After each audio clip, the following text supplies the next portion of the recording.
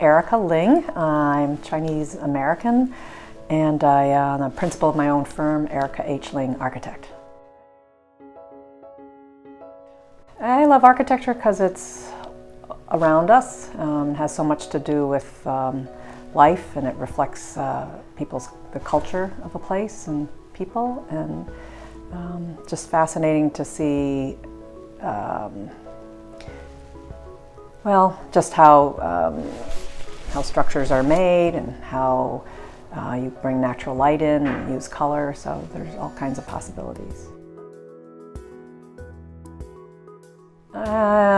Didn't really. I thought I was going to be a doctor when I applied to colleges. I said I was pre-med, and then I got to college and got derailed by chemistry. Not the lab. The lab was fine, but so I started taking classes I loved, which included science and art and math.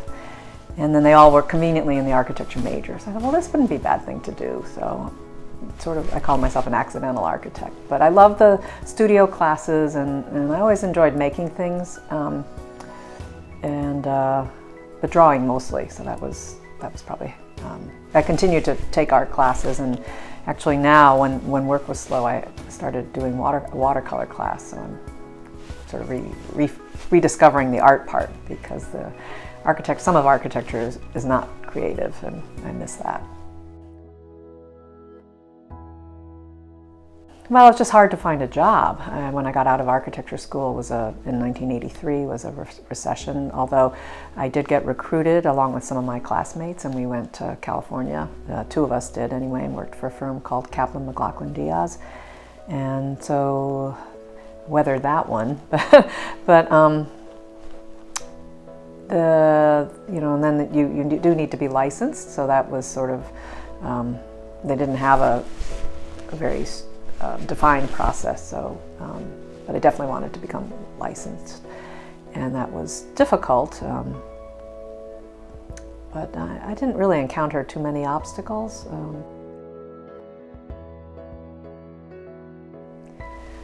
I'm not sure that it really has. Where I went to high school was a girls' school in my hometown called Emma Willard School, and there it didn't matter, what color you were, and there were no boys to distract you, and so girls were in leadership positions, and I guess I gained a lot of self-confidence there. So I credit that school in particular for sort of launching me. So it didn't really seem to matter much.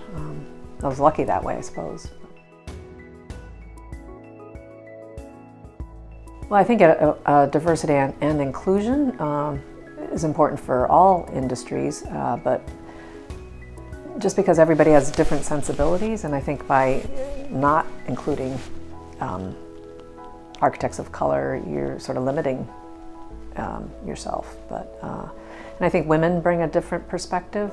To speak generally, one of the things at Emma Willard, I learned that girls tend to like to work collaboratively, and that's very useful in architecture, where you have to work with other people, and it isn't necessarily one person's vision. So that's been helpful, and I think very important. Well, I think when you see someone who's looks like you doing something, I think that's it speaks volumes, and I think it sort of opens your eyes to the possibility that, oh, that's something I could do too. So yeah, I think that's important in all kinds of professions and lines of work.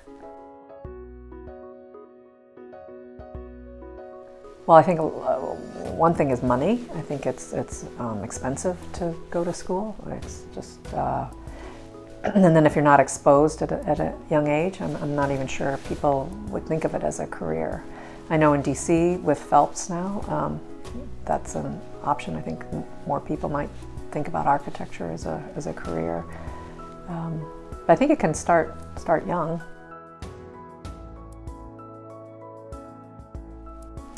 Well, in DC, there's wonderful resources at the National Building Museum, and then in the district AIA and then other programs. And I know the what's it called?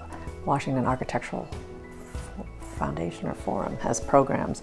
But I would say just be aware of your environment and travel. Take photographs or sketch, or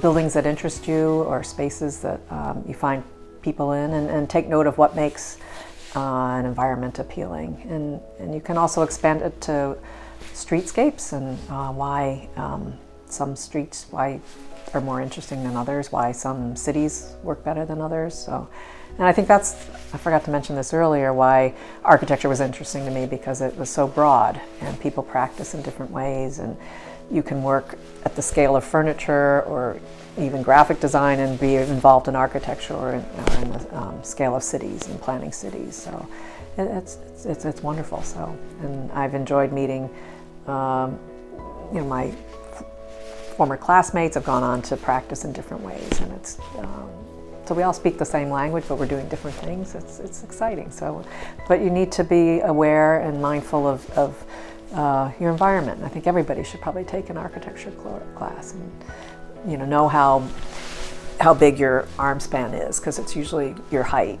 and be able to measure how big a room is, or be aware of proportions and colors and textures and natural light, and how you bring that into a space, and how you move through different buildings. And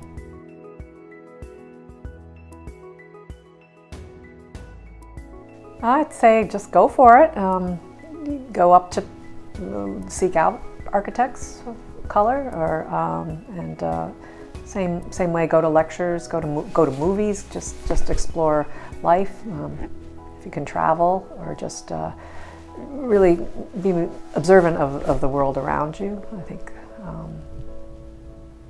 And I'm happy to talk to anybody.